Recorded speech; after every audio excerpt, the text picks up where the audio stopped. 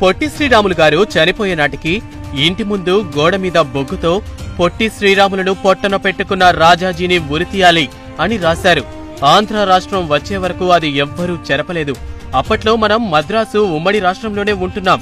ప్రకాశం పంతులు గారు ముఖ్యమంత్రిగా పనిచేసి రాజాజీ రాజకీయానికి, తన అహంకారానికి పదవీచ్యుతుడయ్యాడు. తెలుగు వారంటే ఆరంభ సూరులు మాత్రమేనని పుకారు పుట్టించారు. తమిళుల హేళనలు, దౌర్జన్యాలు మితిమీరిన మనల్ని తెలుగువారని కాకుండా మద్రాసీలు అనే పిలిచేవారు. స్వాతంత్ర్యం వచ్చాక కూడా మనకు గుర్తింపు లేదు. మద్రాసు మొదలు తంజావూరు వరకు తెలుగువారితో నిండిపోయింది. కానీ తెలుగుకు ప్రాధాన్యత లేదు. 1952 వచ్చినా ఆంధ్ర వాళ్ళంటే తెలియదు. మద్రాసు వాళ్ళమే మొత్తం ప్రపంచానికి. ఈ బాధ భరించలేక స్వామి సీతారాం అనే ఆయన గుంటూరులో ఆమరణ నిరాహార దీక్ష చేపట్టారు. రాజాజీ ప్రభుత్వం శిబిరాన్ని అణచివేసి సీతారాం దీక్షను భగ్నం చేసింది. పైగా తెలుగువారు ఆరంభ సూరులని మళ్లీ హేళన చేసింది. దిగమింగుకోలేని ఈ అవమానానికి పొట్టి శ్రీరాములు గారు స్పందించారు. సర్కారు ఎక్స్ప్రెస్ లో గుడివాడలో ఎక్కి మద్రాసులో దిగి బులుసు సాంబమూర్తి గారి ఇంట దీక్ష ప్రారంభించారు. రాజాజీ కోపంతో ఊగిపోయాడు. రాష్ట్రాన్ని ముక్కలు కానివ్వరు అని సవాల్ చేశారు. ఎవరైనా కాంగ్రెస్ వారు ఆ వైపుకు వెళ్లారా, వారి అంతు చూస్తానన్నారు. దీనితో కాంగ్రెస్ వాడైన పొట్టి శ్రీరాములు ఒంటరివాడైపోయాడు. ఏర్నేని సాధు సుబ్రహ్మణ్యం తప్ప ఆయన వెంట ఎవ్వరూ లేరు. అయినా తన దీక్షను పొట్టి శ్రీరాములు వదల్లేదు. 9వ రోజు నెహ్రూకి తెలిసి రాజాజీకి ఫోన్ చేశారు. అవన్నీ బుడత ఊపులేనని, తాను అణిచివేస్తానని రాజాజీ నెహ్రూకు నమ్మబలికారు. తెలుగువారు లక్షల మంది ఉన్న మద్రాసు నగరంలో ఆదరణ లభిస్తుందని అనుకుంటే ఒక్కరూ అటువైపు రాలేదు. అది తెలుగువారి ఐక్యత. సమస్య కాంగ్రెస్ది కాదని, తెలుగువారి ఆత్మగౌరవం కోసమని గ్రహించటంలో అంతా రాజాజీ బుట్టలో పడ్డారు. తెలుగు నాయకులంతా ముఖం చాటేశారు. 58 రోజులు ఒక మనిషి ఆహారం తీసుకోకుండా దీక్ష చేస్తుంటే ఏ తెలుగువారికి జాలి, దయ కలుగలేదు. టంగుటూరి ప్రకాశం పంతులు గారు రాజాజీకి వ్యతిరేకం గనుక ఆయన వెళ్లి మద్దతు ప్రకటించి వచ్చారు. కేవలం తన బాధనంతా మిత్రులకు లేఖల్లో వెళ్లబోసుకున్నారు పొట్టి శ్రీరాములు. వారిలో ముఖ్యులు సాధు సుబ్రహ్మణ్యం గారి అల్లుడు ముసునూరి భాస్కర్రావు, కూరాళ్ల భుజంగం తదితరులు. పొట్టి శ్రీరాములు శారీరక స్థితి నిరాహారంతో ఎప్పుడో అదుపు తప్పింది. ఆ బాధ భరించలేక ఆయన గావు కేకలు పెట్టేవారు. పేగులు పుండ్లు పడి పురుగులు నోటి వెంట వచ్చేవి. కళ్ళు, చెవుల నుంచి కూడా వచ్చేవి. జీర్ణ వ్యవస్థ తిరగబడి మలం కూడా నోటి నుంచి వచ్చేది. వర్ణించటానికే వీలు లేనంత దారుణమైన శారీరక దాష్టికంతో నిండు కుండ వంటి శ్రీరాములు నిర్జీవుడవ్వటానికి 58 రోజులు పట్టింది. ఎంత దారుణ మరణ వేదనను అనుభవించి తెలుగు వారి కోసం ఆయన అసువులు బాశారో చెప్పటానికి మాటలే లేవు. ఇక మరణించాక మరీ దారుణం ఎదురైంది.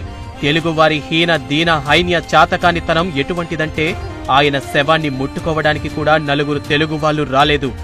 ఆయన మన తెలుగువారి కోసమే చనిపోయారని తెలిసినా కూడా స్పందించలేదు. చివరికి ఒంటరివాడిగా ఉన్న గుడివాడ సాధు సుబ్రహ్మణ్యం కనీసం మన గుడివాడ వాళ్ళనైనా సహాయం అడిగి శవదహనం చేద్దామని ఆశయాన్ని చంపుకొని వ్యక్తిగత భిక్షకుడిగా గుడివాడకు చెందిన సినీ గాయకుడు ఘంటసాల దగ్గరకు వెళ్లి విషయం చెప్పి మన గుడివాడ నుండి వచ్చాడు గనక మనమైనా సాగనంపుదామని ఒప్పించి తెచ్చారు. ఘంటసాల వెంట మోపర్రు దాసు అనే కళాకారుడు నేను గుడివాడవాడినే కదా, నేను వస్తానని వచ్చారు. శవాన్ని తాటాకులతో కాకులు పొడవకుండా కప్పివచ్చిన సుబ్రహ్మణ్యాన్ని శవం ఎక్కడా అని ఘంటసాల అడిగారు. ఒక్కొక్క తాటాకు తీసి శవాన్ని చూస్తున్న ఘంటసాల గుండె కరిగిపోయింది. మరణం ఇంత దారుణంగా ఉంటుందా అని హతాశుడైపోయాడు. ఎవరికోసం చచ్చిపోయాడు ఆ దీనుడు అని కన్నీరు మున్నీరు అయిపోయారు. వాంతి చేసుకున్నారు. తెలుగు జాతి కోసం తన ప్రాణాలు దానం చేసిన ఈ మహనీయుడి శవాన్ని ఎవరికీ తెలియకుండా తీసుకెళ్లడం సబబు కాదని, తెలుగు వాళ్ల కళ్ళు తెరిపించడానికి ఈ శవమే దిక్కు కావాలని ఆవేశంతో ఊగిపోయారు. వెంటనే ఒక ఎద్దుల బండి మాట్లాడి శవాన్ని అందులోకి ఎక్కించారు. అప్పటికప్పుడే ఆసువుగా ఘంటసాల తన వీరకంఠాన్ని ఎలుగెత్తి తెలుగు జాతి పౌరుషం చచ్చిందని, చీము నెత్తురులేని తెలుగు జాతి కోసం అసువుల శ్రీరాములు నువ్వు అంటూ గొంతెత్తి పాడుతూ శవయాత్ర ప్రారంభించారు. గుండెల్ని పిండే ఘంటసాల మాటలు, పాటలకు మద్రాసు ప్రెసిడెన్సీ కాలేజీ ముందుగా శవం వెళ్తున్న సమయంలో విన్న కాలేజీ కుర్రాళ్లు పౌరుషంతో అమరజీవి జోహార్ అంటూ బండి వెంట అరుస్తూ యాత్రలో చేరారు. అమరజీవి మరణ వార్త టెలిగ్రామ్ ద్వారా ఆంధ్ర కేసరికి తెలపటంతో ఆయన మెయిల్ కు మద్రాసు వచ్చారు. సరిగ్గా ఆ సమయానికి శవయాత్ర మద్రాసు సెంట్రల్ రైల్వే స్టేషన్ కు చేరింది. శ్రీరాములు దారుణ శవ పరిస్థితిని చూడగానే ఆంధ్రకేసరి ఆవేశం కట్టలు తెంచుకుంది.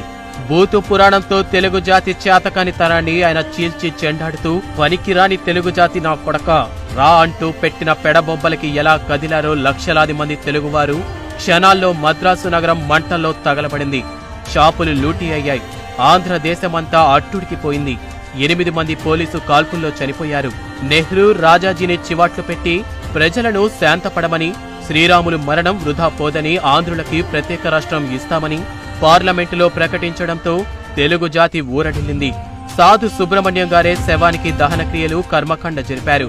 ఆ త్యాగజీవి కీర్తిశేషులు పొట్టి శ్రీరాములు గారి ప్రాణత్యాగం ఫలితంగా మనకు ప్రత్యేక ఆంధ్ర రాష్ట్రం ఆంధ్రప్రదేశ్ గా అవతరించింది. మిత్రులకు విన్నపం, ఈ కష్టం మనకు తెలియదు. కనీసం మన పొట్టి శ్రీరాములు, ఘంటసాల, ప్రకాశం పంతులు గొప్పతనం మన పిల్లలకు తెలియచెప్పటం మన బాధ్యత. అమరజీవి పొట్టి శ్రీరాములకు జై హింద్.